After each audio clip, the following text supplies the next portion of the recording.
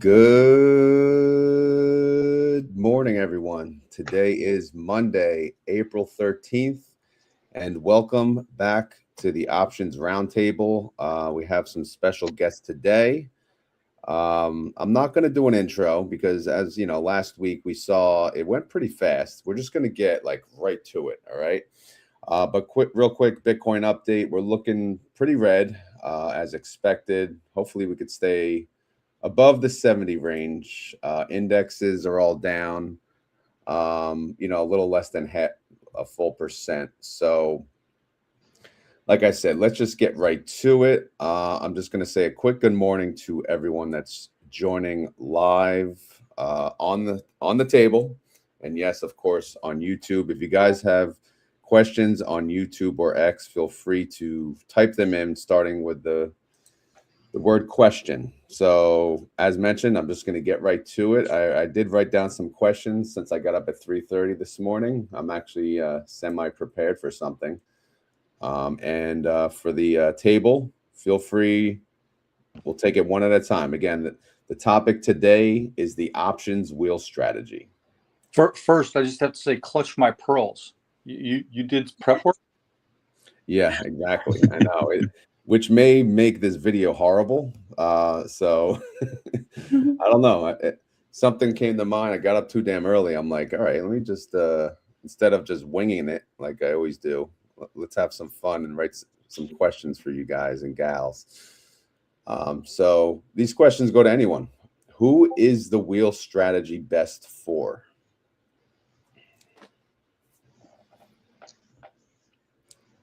I'll take that one. There you go. The wheel strategy is best for people who are learning options and are just going with their first strategy. The new person, the new beginner, the one that just launched and is doing their first paper trades, or even within the first few months to a year of trading. Wheel strategy has been great so far for me in my beginner experience. So wheel strategy, in your eyes, is just simply best for beginners, period, in the options realm, right?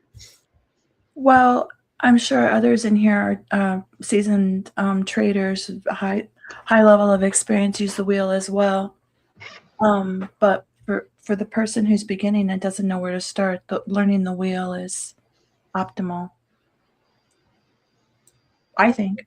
I don't know. What do you think, Ambassador? I would agree. It's a regular or a relatively straightforward options play. Makes the decisions relatively easy, cut and dry as far as what you're trying to do. And it does generate decent income depending on which type of equities you're doing the wheel on, or indexes. So I would agree. It's a pretty straightforward, a great place for people to cut their teeth on, but also a sound income strategy if that's what you're looking for the income. I've been trading options for a while, and I have a whole portfolio where I just basically do the wheel. So I think it's a great place to start, but certainly not something you want to take out of your tool belt moving on. And I would add it's also good for somebody who just doesn't have the time or maybe even the inclination to sit there and kind of watch the market on a daily, or even kind of a watch it all week kind of thing. It's something you can kind of do, and kind of you don't have to sit there and watch it all day. You can kind of set it and kind of just maybe keep an eye on it periodically, but you can kind of set it and let it go.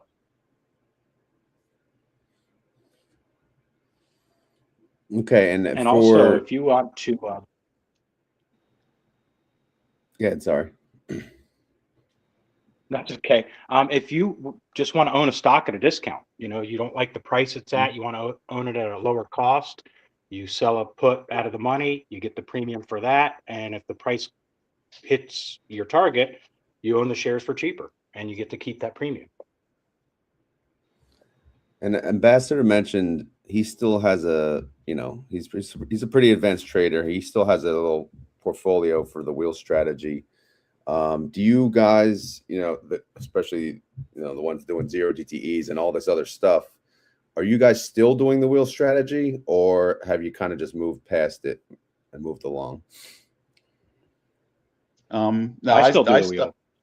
Yeah, and I still do the. I mean, I don't have like a ton. I have two separate brokerage accounts, and I still do the wheel. Probably like, I guess four different stocks in each that I still wheel on. How about Rob? Rob, you're pretty advanced in the options realm. Are you still doing the wheel, or Yeah. have you retired? Oh yeah, definitely, man. I was just thinking, I I like, I was actually explaining it to my son yesterday. I was trying to, I like the analogy of like, each 100 shares is like a apartment in the apartment building, and I try to collect rent every week, kind of thing. I'm like, I'm the Superman. I'm like, if I have shares that aren't covered by a call, like I gotta get a call on ASAP. Yeah, I'm almost like delta neutral by default, and just trying to generate income from the call, and then maybe the put side as well, depending on how bullish I am. But usually I try to do that with the coverage triangle, generating as much income as you can. Okay, so it sounds like there's a lot of love for the wheel strategy for beginners and experts, which is good to hear. All right, let's get to the next question. I don't even remember what I wrote. Do you guys have a suggestion, recommendation, or thought behind, if someone asks you what is the best brokerage to trade options, especially the wheel strategy, would you have a preference that you'd say, especially to beginners? Like, what would you recommend? Yeah, I would say I have nothing on Robinhood or that. Schwab. I use Robinhood. Yeah. I Robin like the Robinhood. Hood? Very easy, beginner friendly. Very beginner friendly. Yeah, Robinhood is beginner friendly because it will I would say the good, it's good and bad. This next thing I'm going to say, but like for when you sell a put on Robinhood, they're going to actually take 100% of the collateral required for that put, and they're going to set that aside as collateral. Other exchanges won't do that. So if you do that on Tasty Trade, they're going to take maybe 40% of the collateral, like of the buying power used when you sell a put. So you can get yourself into more trouble on Tasty Trade by selling puts, but you could technically sell more puts with less money on something like Tasty. Yeah, that sounds pretty dangerous. Is that an option that you'd have to select? No, it's just their buying power calculations, right? So when that's just their Reg T margin is a little bit more forgiving. Yeah. Tasty Trade also doesn't. If you have an account with them, you're given carte blanche to put on any trade that you want, and you get margin right away. So it's all combined. Unlike with Fidelity or Schwab, where you have to apply for different levels of options trading, Tasty Trade basically trusts you or says, we don't control you. You want to trade, you want to do a jade lizard as opposed to just a straight put, you can do it, and you have margin as soon as you open the account. Parabolic, you recently, begun the wheel strategy. What brokerage did you do your first trade on, and what brokerage are you using now? Excuse me. With confidence, I moved with Fidelity, and that was with after conversations with Ambassador, hearing him speak. I was pretty confident with starting with Fidelity. That was where my IRAs were, my Roths. So I just set up the margin account and the cash account later, and I still use it. It's you guys might roll over in your future graves when I tell you this, but I do most of my trading when I come off of a night shift, and I do it from my app in bed as I'm falling asleep. So Fidelity is easy for that. All right. You ever wake up and go, "What the heck did I just do last night?" Yes. Yes. And we can talk about that in a future question. Yeah. Sleepy trades. All right, Joey, I see you down there. I'm not sure if you got a chance to speak yet, but do you have an opinion on this? Well, I have Fidelity and Schwab. Those are the only two brokerages that I do options trading in. So I do most of my stuff out of Fidelity, but I don't really have, I guess, an opinion either way. I'm happy with both.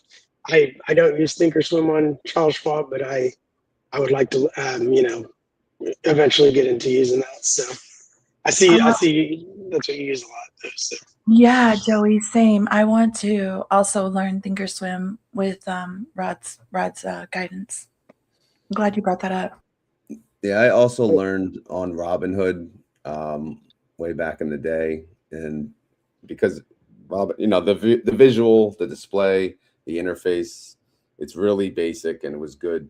And then someone had recommended to me years ago Thinkorswim, and it took. I mean, I'm still intimidated by the app, but I love it. It's just a great tool to use, and someday I'll be an expert on it. But I love Thinkorswim. I've used Fidelity too. I haven't used their Pro app, whatever they call it, but their website. Yeah, exactly. Their website is better than Schwab, to be honest. Like if I made an option trade through the website, Fidelity is better than Schwab, but Thinkorswim to me is, at least it's my favorite. All right, so let's go to the next question. Let's make it blue. How do you go about finding the right stock or ETF to trade options? Well, to trade the wheel on.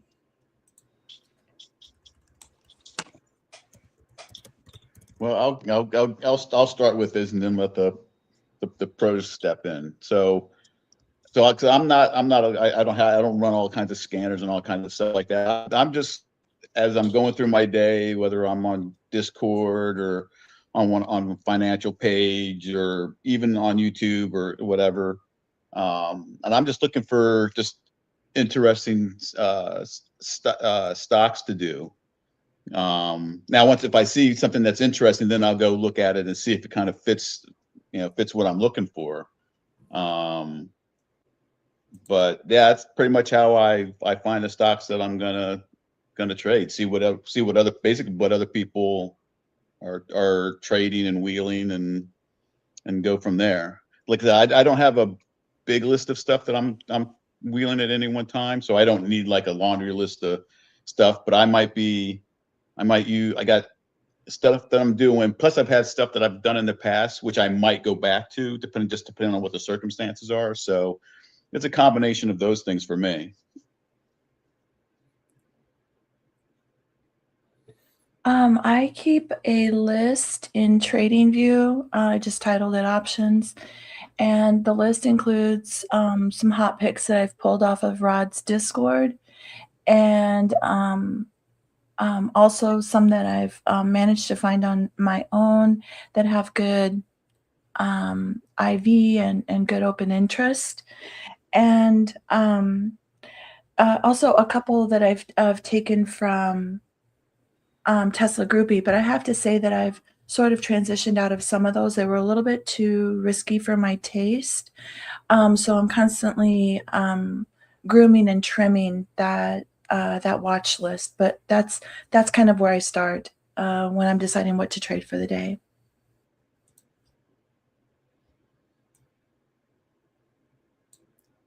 Okay, so does anyone want to mention their favorite stock or ETF? If you had to pick one to do the wheel strategy on, what would you pick? And that we're going around the table. We all got to answer it.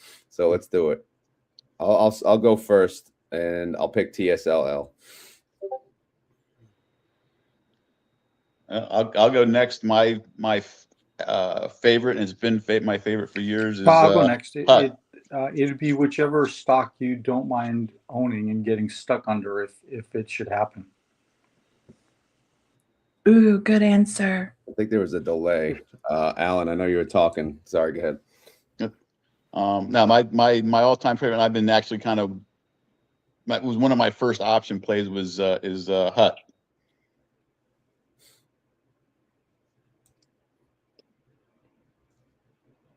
All right, Parabolic. I'll just call people out. Parabolic. Okay. Can you pass on me and go to the next one, and I'll come after. Sure, Joey. Yeah, mine's TSL as well. That's the first stock that I ever willed, and that's the one that I focus on the most to this day. Still, been willing it for about 1.5 years now. Ambassador, I know you. Oh, sorry, Ambassador. I know you answered, but I don't think you gave a stock. You're not getting out that easy. So, come on. Let's see. Which one am I doing right now that I like best? I like Vertiv Holdings. I'm enjoying that. The IV is pretty tasty, and I wouldn't mind owning the stock. So that's one. VRT. Okay, thank you, Robbo. Yo, I'm actually gonna say Hood. Oh, damn. There's a lot of IV. I can easily make like 1 to 2% a week on it, and as long as I have a long put, as long as I do I like to have this like a married put position on as my core, and then I'll just kind of sell the coverage triangle around it, and it'll generate 1 to 2% pretty consistently. So. All right, Double D. I don't know if you're commuting now, but if you're able to talk, do you have a favorite stock or ETF to wheel? Yeah, my favorite has been Soxel. It is now way overpriced, so I will not be wheeling that currently, but I like TNA, TQQQ. I'm looking at MSFU this week. That's the 2X Microsoft, which has been hammered, and it looks like it might have bottomed out, so I might sell a put on that today. And Parabolic, did you have one yet, or shall we move on? Yeah, I do. It's expensive, and I don't get to do it very often. But when the moment is right, the one I'm most excited about is AXTI. AXTI. I don't even know what that is. Oh my gosh, my cat. I'm sorry, folks, for the cat in the background. It's a semiconductor in the raw materials and substrates. Okay. Alrighty. I think we got everyone right. Let's move on to the next question. Cash secured puts. Does anyone want to define what that means?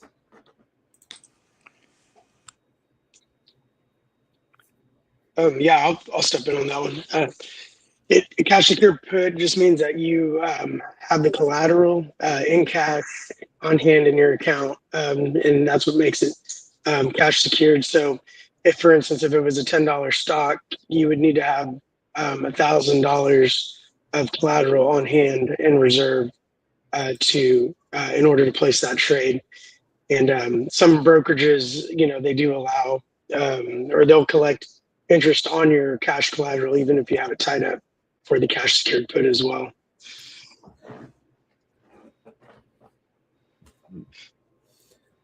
Can I just give a shout out to Maria briefly? Was she posting that comment on Twitter? Yes. Yep. Oh, Maria, it's so great to see you. I'm really glad you got to join. And thank you for setting your alarm so early. She's with us at like 3 a.m. her time. Just happy to see you. We're not able to see the chat thread very easily on Twitter, so I can't communicate with you over there, but happy you made it. It's great to see your profile pic. Yeah, I'll try to pull up the comments most of them as we go. But yeah, it's hard to see the X comments. Sometimes they're delayed. So when it comes to cash secured puts, and you have cash in your account and you have margin, right? I'm assuming all your brokerages that you guys have dealt with, right? They're going to take your cash first or put your cash on hold. There's no option. You know, they're going to use up all your cash basically and put that on hold before they touch the margin. Is that correct? It is on Robinhood, yeah. But you earn interest on that cash that they're holding for you. So I'm not sure how it is with other brokerages, but Fidelity, where I do most of it, you when you're placing your trade, it gives you an option of doing cash or margin. So when you're selecting it, they recommend, well, they don't recommend because they never recommend anything, but the idea is that if you use margin and you're not actually using their money, you're just using it as collateral. They prefer that, and you would prefer that because margin trades are closed on the books as just transactions as opposed to the actual cash. So your cash isn't ever held, and when you close it out, it immediately makes the transactions justified and recorded. So typically, your options trades in Fidelity will all show being done on margin as opposed to by cash. Nice. So Fidelity's pretty flexible. All right, so let's pull up another question here. So obviously, in order to begin the wheel strategy, you're going to sell cash secured puts, right? Or margin secured puts. What is a good entry point, and how does one determine that? Does one have to be a chart expert? Or, you know, if someone asks you, okay, we got our stock, we got the money, we're good. Should I sell a put or should I not sell a put? How do you answer that question? From the new person on the panel's perspective, I go through my options trade list on TradingView, and the way that I pick it is since I haven't yet learned technical analysis or am comfortable with the Greeks, I basically pick whatever is the most red or the most green if I hold shares, and that's how I determine. I sell puts on the most red, and I sell calls on the most green, and I could sell calls and puts in the same day, but that's my basic rule.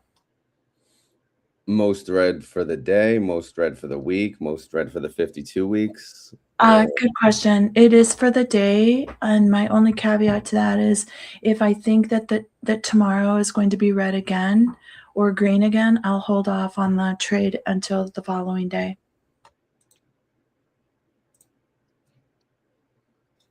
It's not the best, is it? I could use a little work on that strategy. I mean, I kind of just do that same thing. I'm only doing the wheel in TSLL.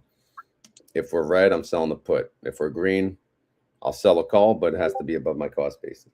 But so back to the entry points on anyone else here. Do you what do you do to determine that? I'm talking about a brand new position. Just keep that in mind too. So, is there something that would deter you from selling puts? Is it if it's close to a 52-week high, or does anyone use charting to do this?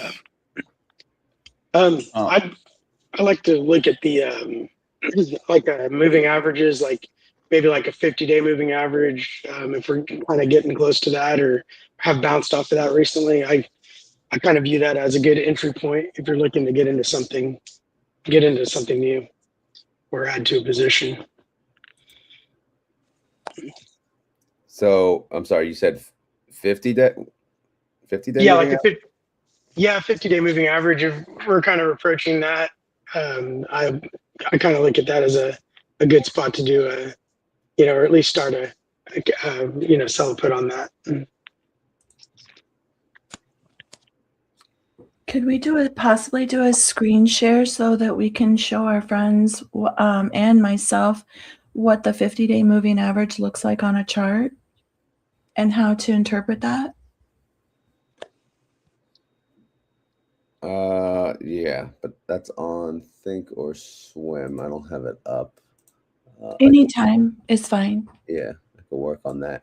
So, yeah, because the moving averages, obviously, that's more advanced, right? So when people say, well, just there's simple moving average and then other moving averages, whatever, is that even an option on all brokerages? Like, let's be real here. I know it is on Thinkorswim and probably the advanced Fidelity, the advanced Robinhood. But when it comes to just the regular brokerage, are you able to see that information? Yes, you can. Virtually any brokerage will have some type of charting platform which you can add studies or indicators on it, and a moving average is usually the easiest one to apply. So that you have. But I might say that that if you're doing that, the StockTools.app is an amazing platform to be able to do some of the things that we're talking about as far as finding stocks that you might want to do the wheel on and do Zen. So Rob might want to chime in on that. Yeah, greatly appreciate the shout out. I definitely have stock screeners and option screeners and all kinds of stuff to help you try to figure out, what are the best options to sell right now. We're trying to figure out, which is what's the momentum of the tickers at the moment as well. Is there somewhere on your website where you can pull the moving averages information? Yeah, actually, if you go under dashboard on the right there, and then go to stock screener, this view is yeah, you can add any tickers you want in there, or even select if you. Those are already auto selected. Oh, those are already in there. Okay. Let's do TSLL. Yeah, sure. I know charting a leverage is a little different, but this one is more like it's almost combined. I'm trying to combine all of these different indicators to try to put a score on it, right? So we're looking at, the RSI, the MACD. I have a metric in there for, EMA, which is, seeing if the 10 EMA is over the 20 EMA, and seeing if the 20 EMA is over the 50 EMA, and then trying to put kind of a directional momentum on that, and then combining all of those different metrics together and then coming up with the score. Okay, so the 50 EMA is 1373. Is that what we're reading here? Yes. Yeah, exactly. Okay. So I don't know if that was Joey that said it. So Joey, TSLL is at 1042. The 50 EMA is at 1373. So I assume you would sell puts on this then? I mean, we're below the 50-day EMA. Well, I haven't actually looked at myself, but yeah, I mean, I would think this is a good entry point. Like, I'm actually thinking about selling a put on TSL today. So even though we're below it, I think it's in a good price range. You want to be above it? Well, I mean, typically, yeah. You get a bounce off of it, I guess. But since we're below it already, I guess I would look at the next major moving average, which would probably be like the 100-day simple moving average. I don't actually have a chart pulled up on it, but yeah, I tend to look at those for my entries. I saw Doc's comment, and I just want to ask a question on Joey's. Yeah. So with these EMA or these moving averages, are we looking to sell puts below or sell calls below or above? Will you repeat that, please? So for cash secure put, typically, as you're approaching like your next major moving average, that's typically when I would like to cash secure put. And so, if it doesn't hold at that major EMA, SMA, it'll drop to the next one, hopefully. And I look at that as another good entry point to get in, or to um, sell another cash secured put. Back to the question, RD. I think as far as selecting a strike price for your cash secured put, it depends on the reason why you're doing it. If you're strictly doing it as an income play, and the trend of the equity or what you're trying to trade on is going up, then your strike price might be a little tighter than it would be if it was trending down. And if it was trending down, the idea would be that you somewhat want to get assigned that. So then you would pick your strike price accordingly. So it depends on the reason why you're doing the wheel, whether it's strictly income, therefore your strike prices might be a little farther out, or you're actually looking to get assigned at a price because you like it for the equity, then you might be placing your strike a little bit closer to the current price, if that makes any sense. Yeah, so that brings up the next question here. I believe that matters. Like you said, do you want to get assigned, or are you more comfortable in getting assigned versus not, right? And so I assume, obviously, yes, it depends where that stock is trading, whether it's near a 52-week low, high, whether you believe in it. But if you want to get assigned and you're selling a put, what would your delta be? If you do not want to get assigned, but it's not a big deal if you do, what would your delta be? Does anyone have I don't know if you guys always use delta, but for anyone that does, what would be your response to that? I'll start, since I started the conversation. If I wanted to get assigned, so let's say NVIDIA is trading at a price that I want to be assigned at, meaning I like the price there. I'm looking at the chart. It's hitting for me, it's an exponential moving average or a previous low, kind of like a high volume box. Then I would basically do the put either at the money or very close at like a 45 delta, 40 delta, because I want to collect maximum premium, which lowers my entry point, and then I'm getting assigned. If I'm not wanting to get assigned, I'm looking at probably that 18 to 20 delta as a way to generate enough income for the risk, but not looking to get assigned automatically. Okay, so you'd be about a 175 put for, oh no, that's expiration date, the 13th. You know, I hate that they got the every 2-day expiration dates. I'm still not used to that. NVIDIA has gone to 3 days a week, Monday, Wednesday, Friday. Yeah, that's crazy. All right. Does anyone else have an opinion on deltas? Like, if you actually do, because everyone says when they sell puts, ideally you're okay with assignment, but preferably it's easier if you just keep playing and don't get assigned. Everyone says 0.2 delta, but no one talks about if you want to get assigned, or you're more accepting of getting assigned. What is the delta used there? I think Ambassador said 0.45, around there. Does anyone else agree with that? Yeah, I mean, I've got some people kind of go with like a 0.35 delta, or if they're more amenable to being assigned. I kind of do the same. 20 delta is probably where I'm at. But I don't like sit there and study like the delta. I'm usually just like a couple dollars down below whatever the price is. And what we haven't talked about is the flip side. When you do get assigned and you then switch over to a covered call, when I do a covered call, a lot of times I'll be like, my delta would probably be like a point 0.4 or something like that. But yeah, I think 3.5 or 4 is probably where, like, if you're kind of looking to get assigned, almost, that's probably where most people are at. I have to say these deltas are surprising me. because I have such a hard, fast rule at the 20.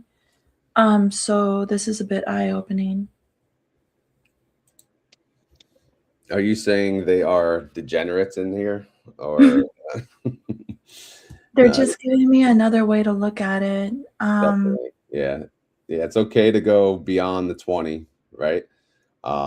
Especially if you believe in that underlying. So, and we're about to get into the covered calls, but before that, right?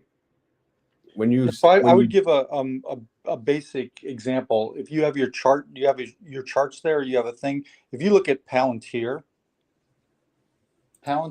bounced off a previous low that they made back in February. And so if you were looking at that and you were trading it, as it reached that low, you would say, hey, I'm amenable to being assigned. And I love that word, amenable.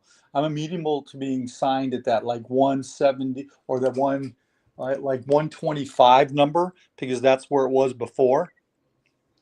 Then the delta becomes less important and the dollar amount becomes more important. And you would go find the 125 and you'd go ahead and make your strike at the 125 and collect whatever premium you could there.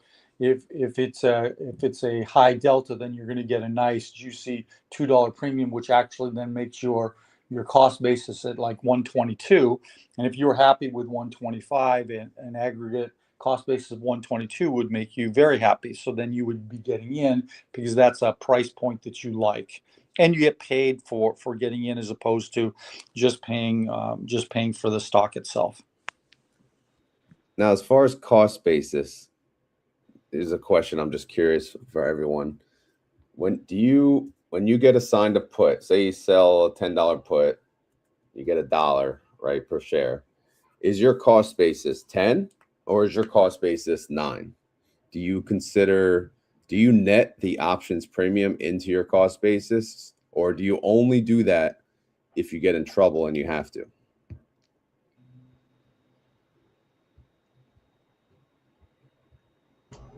I try to stick to my strike that I get assigned personally, and yeah, same with me.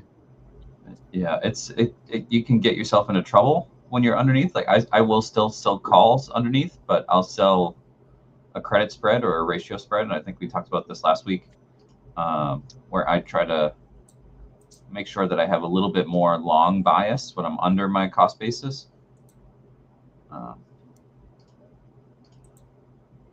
And do you, for the cost basis, say you got assigned like 5 different times, are you just taking the average of the 5, or do you kind of do like, we'll call them lots, or do you keep them individually so you can sell calls kind of where you want? Yeah, I just look at the average because it'll add, like Fidelity or Taste, like wherever will usually add up the average for you. So it's easier to just look at that and say, like, all right, my average cost is, 10 or 11 or whatever it is. Okay. Yeah. No, same here. Anyone else want to chime in on if you ever calculate your cost basis using the options premium that you got on the put or the call, either side?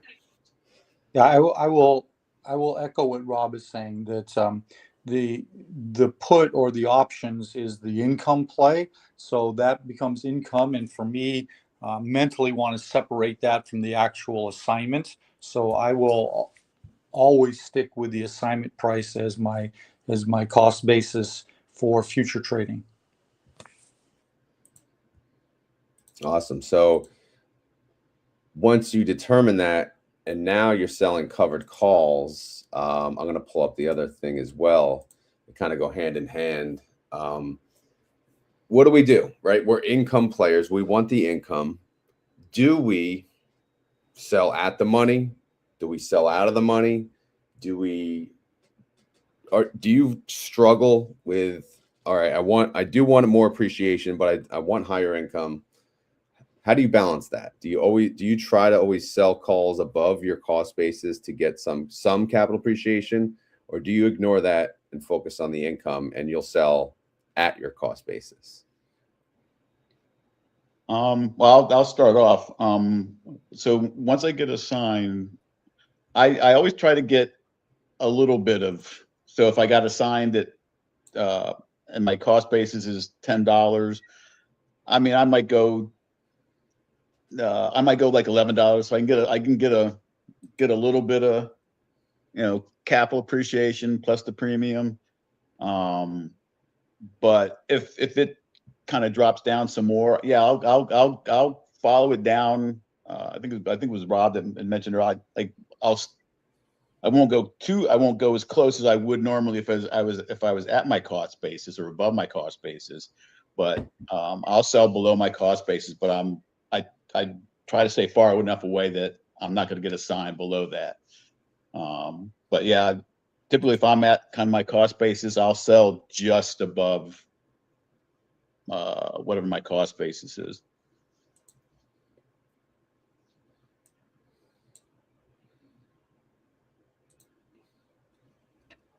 Well, we discussed this last show last Monday.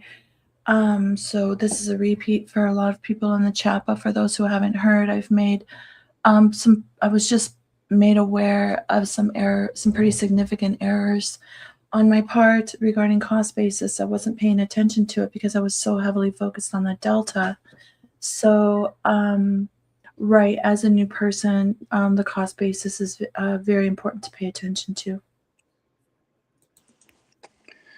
I think in selecting what you're going to do with your covered calls, it comes down to two things. Are you primarily focused on income, or was it an equity or a stock that you kind of wanted to get assigned, and therefore you wanted to keep it until it reached a price point that you were interested in selling it at? So if it was primarily income, then you're going to take as much income as you can as quickly as you can and add that to your stack, and therefore you're going to sell at your assignment price or just a half a tick above.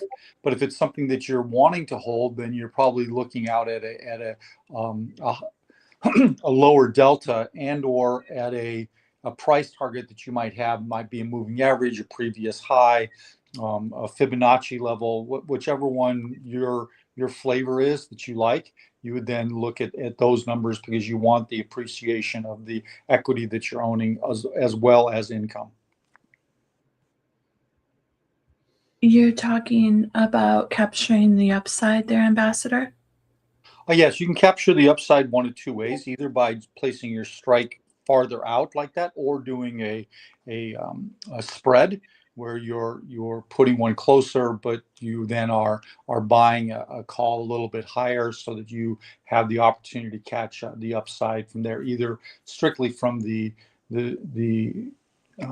value of the options that you put on, or the idea that it will shoot through both your strikes, and you'll appreciate that way also.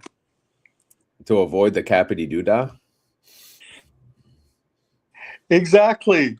OG times, cappity doodah. You want to be cappity doodah if you're really bullish on the stock, or you feel like you're in a range. So you might look at the chart and go, hey, we're in a range here with Palantir between 162 and 124. So I'm looking to take this, or I'm looking for Palantir to head back to the 162. I may not go all the way. I might go like 60% up, or a retracement on a Fibonacci. So I want to make sure that I get some of that capital gain there also from it. But it really depends on whether you're wanting to hold the stock and not get cappity doodah, or you're just looking for income, and then therefore you're going to get the highest or the best premium you possibly can. Before we go to rolling orders, Rod, may I ask a quick question? Absolutely. You don't have to ask. Just do it. Okay. So for the people that are just learning the wheel, or haven't placed their first orders, or just really getting started, can we get a very simple explanation of in the money, out of the money, and at the money? Who wants to take it?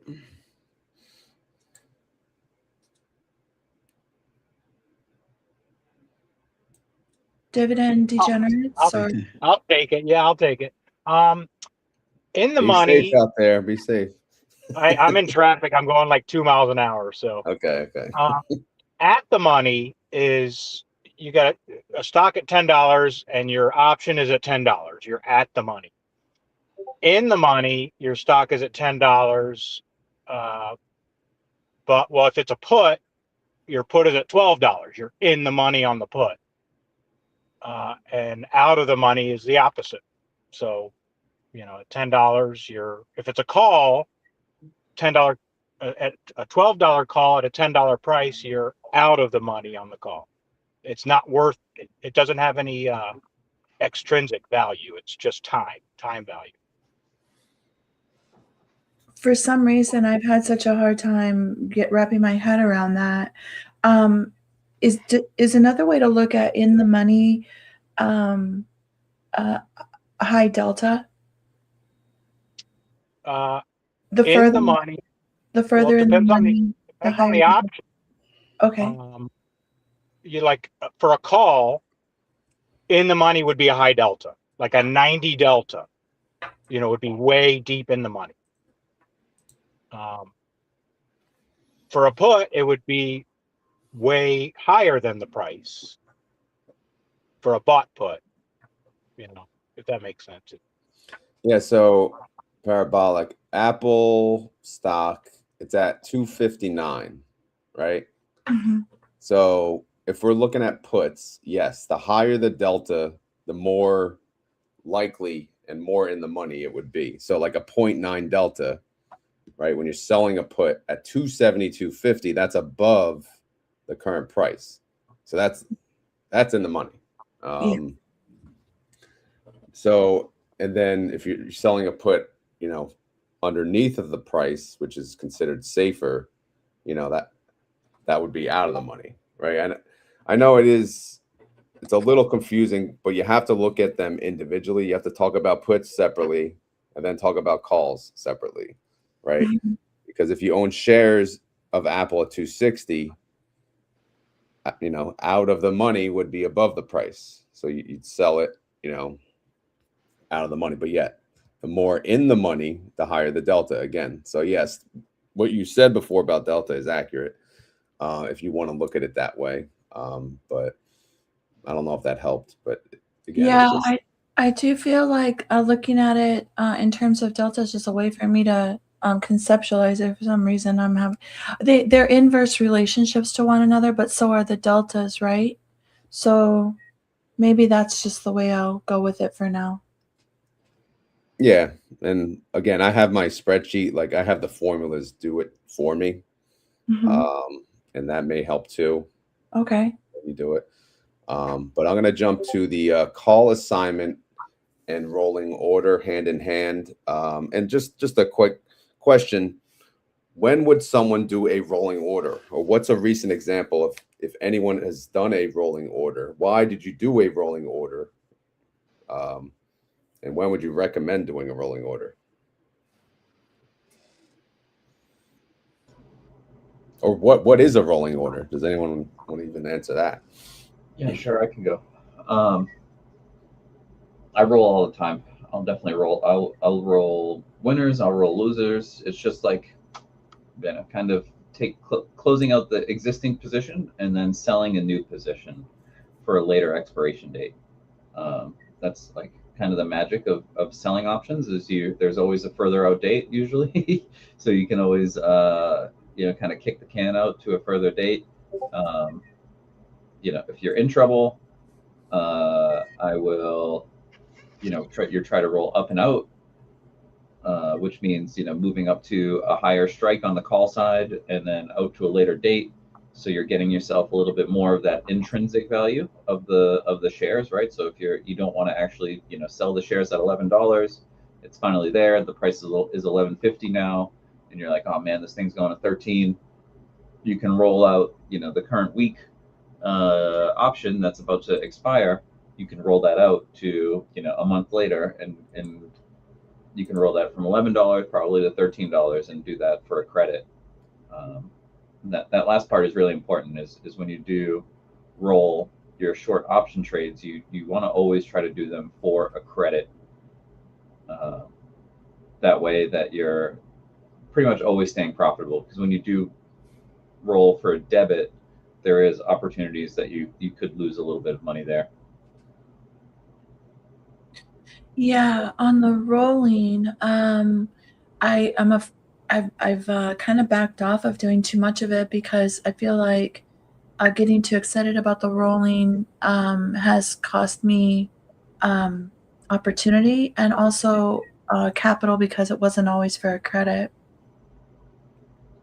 Yeah, it's tricky because if let's say you do roll for a debit, you do that, imaginary roll to $13 and you pay a couple of dollars for it. If the price goes down, then you actually, you lost that money on the debit. Whatever you paid for the debit, you're like giving back. It's like a negative against your cost basis. You're like raising your cost basis at that point instead of reducing it. Okay, thank you. Yeah, and I think before like selling a call, I think you always have to be accepting of assignment.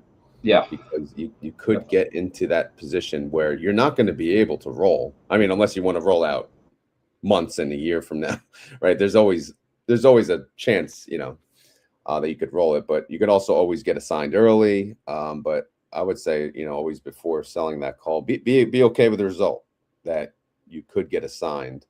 And also, the one way I look at it, and I could be wrong on this, but if you accept assignment, right, you're not going to pay a fee, right? There's no transaction fee to my knowledge. When you do a rolling order, right, that's essentially a buy to close, a sell to open. That's 2 trades. That's 2 transaction fees. So, and I know they're minuscule. It's a joke, but when you're dealing with many contracts, it's always something you could consider. There is one thing, Rod. There's some places actually have a assignment fee. See, there it is. That I wasn't sure about. So is that not on every is that on some brokerages? Yeah, different brokerages have different ones. I'm actually looking it up real quick. Okay. Right now. That I haven't seen an assignment fee on Thinkorswim, but maybe I'm missing it. I don't know. Yeah, Oh, excuse me. I was gonna say that I kind of see the buy to close as kind of sort of 2 reasons. One is, and I do this on HUT sometimes, is because HUT's fairly expensive, so I'd be kind of okay getting assigned, but I really don't want to, because we're talking like $5,000 or $6,000. So I really don't want to get assigned, kind of thing. So if I get blown through on my option, then that one I've rolled out, and I do what Rob said. I roll out, and I always roll out for a credit. I never take a debit. I'll roll out for a credit. Now I might have to go out 2 weeks or a month to do it, but then so be it. But then the other reason that you close and roll an order is to basically capture your profit, depending on whatever your profit is. I mean, I know some guys, they go, like, hey, I got my 50%, and I'm out. So if it's, coming up on Friday and it's Wednesday and I'm down to like 4 cents left on my premium left, then at that point I'm looking to roll out of that. I'm going to close that and then move on. So there's kind of 2 different reasons why, because what I don't want to happen is it's Wednesday and it's 4 cents, and then all of a sudden the price turns on me, and now I'm kind of scrambling on Friday to figure out what's going to happen. So there's 2 reasons there. One's to capture the profit that you have, and the other reason is kind of roll out of something that you may or may not, want to be in. Exactly. Now we have 2 minutes till 7. So, and as usual, time flies. when we do this, right? But technically, we've only been live 55 minutes, so technically, I guess we have 5 minutes. But so I think we're gonna have to do a part 2, to be honest, of the wheel strategy on some of the detailed specifics, maybe to talk about in the money, out the money, deltas, extrinsic value, things like that. But I'll talk to you guys on the chat and see if we, what topics. Maybe I'll do something similar like I did here, with some ideas. But before we even think about that, I want to ask around the table, what are some of the hardest lessons you learned when options trading? And I'll just call out in order of what I see on the screen. I see Alan is right after me. So Alan, what is the hardest lesson you learned in trading options or the wheel? It doesn't have to be wheel specific, but in general. Well, options in general, and this kind of goes a little bit more towards the zero DTE trading I've been doing, but is be willing to not be as greedy, not go for those those last few pennies, that last 5 cents or even 10 cents, and kind of take what the market gives you, take that profit, and then move on to the next thing, whether it's the same thing you're in, or okay, I'm done with this, let me move on to something else. But not to hang on and be greedy for those last 5 or 10 cents when you can take the profit, move on, and make your 10 cents someplace else. Instead of turning right? And basically not turning a basic sort of a winning position into a not so winning position, or even a loser. So yeah. So don't be a greedy bastard and take your damn profits. That's it. All right. Yeah, one thing to add to that, what Alan is saying is, the first 50% is a lot easier to get than the last 50%, right? So like, you just kind of want to take your profit when you're selling options, because it can go against you pretty quick. And I'm definitely I want to bring up extrinsic. I know we always talk about the extrinsic on zero DTEs, but I want to talk about it on another show with the wheel, and how it's used on the wheel, because I don't think it's something that's normally discussed. But anyway, let me keep going around. Parabolic. I know you've maybe had a year. Is it a year by now? But what are some lessons you learned? Some bad lessons you learned through trading options? Oh my gosh. 2 quick ones come to mind.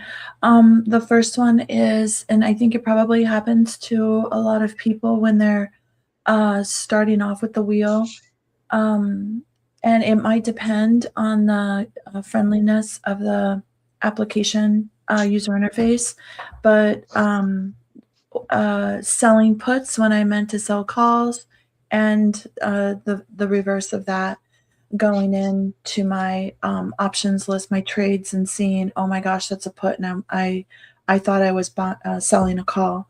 So that's one very tough lesson, and the other tough one is being picky about what you choose to trade.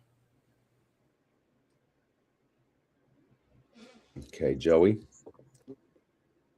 Yeah, one of the probably hardest lessons I learned is I just don't try not to become like a bag holder or something. If even in a wheel strategy, and getting multiple, assigned multiple times to lower your cost basis, you can't always will yourself out of there. At least I had a bad experience with MSTU early of 2025, and it was just all downhill from there for me. And I held on way too long to that position, and that was a hard pill to swallow. So if the trend's going against you, and it's just like a sinking ship, just cut it loose before it drags your whole portfolio down with it.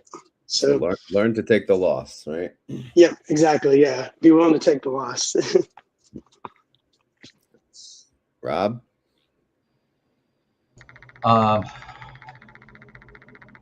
Yeah, I'm trying to think. There's so many, so many mistakes over the years. Any recent ones?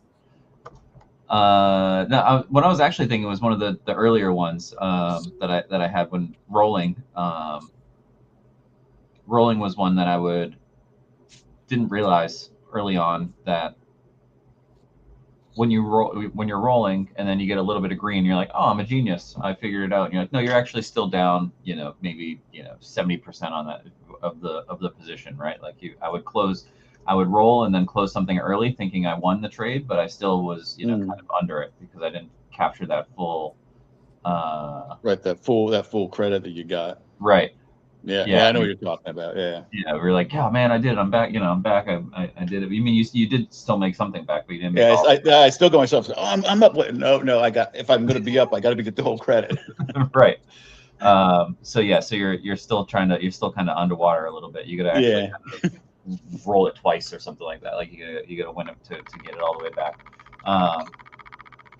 Another one is like if you do buy options. I know that this is mainly wheel focused, but if you ever do buy options, like just don't hold them all the way to expiration. Don't let them die, kind of thing. I'm trying to think of or for wheel related ones is another one is just when you're at a top and you're just excited and you just sell puts at the top.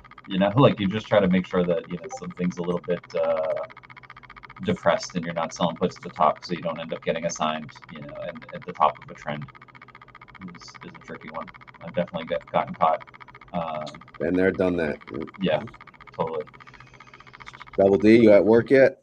Got any lessons learned? Yeah, no, I'm not at work yet, but trading without rules, I learned the hard way. You got to have strict rules, entry, exits, and keep your emotion out of it.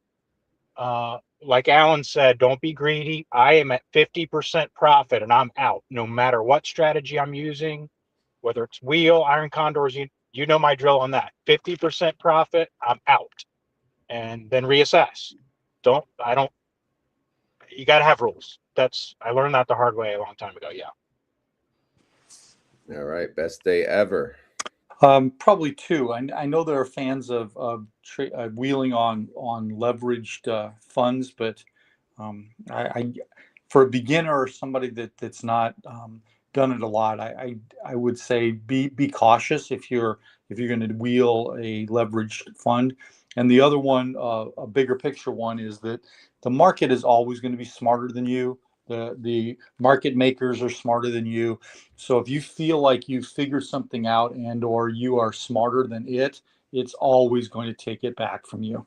So do what Double D said, have a plan, work your plan, execute it, hit a bunch of singles, maybe a double every now and then, get in, get out, and take your income and know why you're doing it. All right, good lessons learned. I'm sorry, but we are out of time. Hopefully we can have a follow-up to this discussion about the wheel and some more detailed specifics, which we did kind of dive in today. Thank you to the panel for joining the roundtable. Appreciate you getting up early and joining today. To the community, as always, we are not financial advisors. This is not financial advice. And this video was for fun and entertainment. So hopefully you had fun. Hopefully you're entertained. If not, oh well, right? We tried our best. That's all we can do. And outside of that, what I'm going to do, especially since Ambassador's here, I'm going to play an exit song. We'll do the I'll let you pick, Ambassador. Which one do you like better? Roddy for the people or Bang for the buck? I don't have a favorite. Okay, I'll pick Roddy for the people. That seems to be the favorite. And while that plays, we'll think about a keyword in the chat. But anyone on the round table, feel free to exit as the show. We're just going to play the song and do the keyword and call it a day. But again, thanks again. We'll discuss the next round table. But I appreciate you guys joining. I appreciate everyone joining the live chat. And here's Roddy for the people.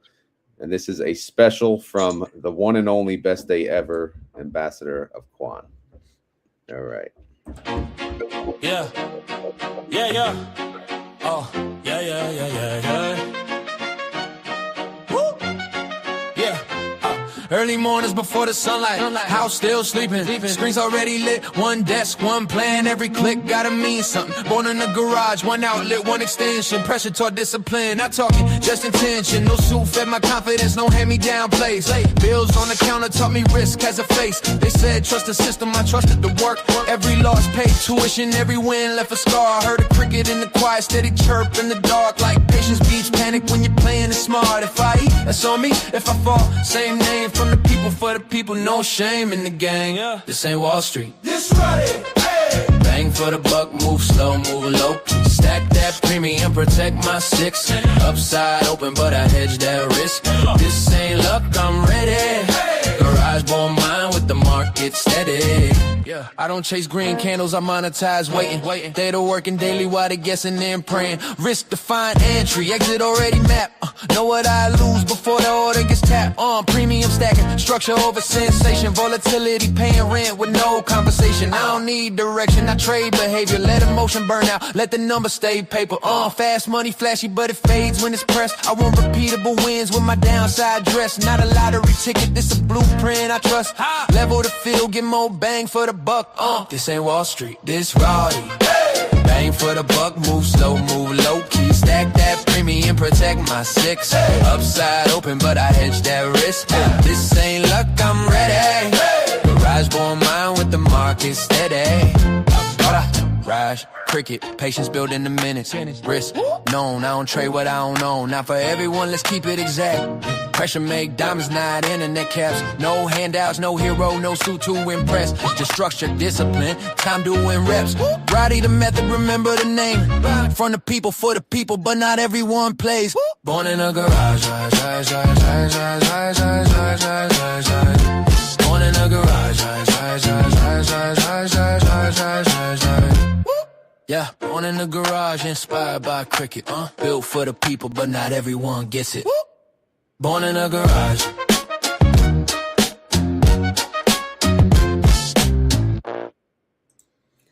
All right, if you made it this far in the video and you want to prove it, not even options related, but I guess we're saying stacking.